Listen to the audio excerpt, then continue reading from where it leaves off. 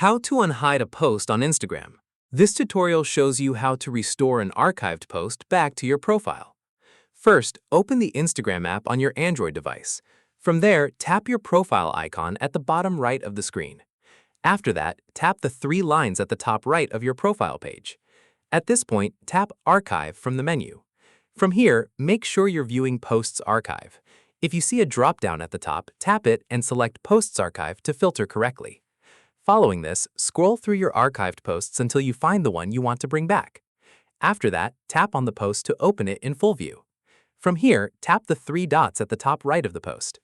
At this point, tap Show on Profile, and the post will be restored to your grid instantly in its original chronological position. Finally, keep in mind that your followers won't receive any notification when you unhide a post.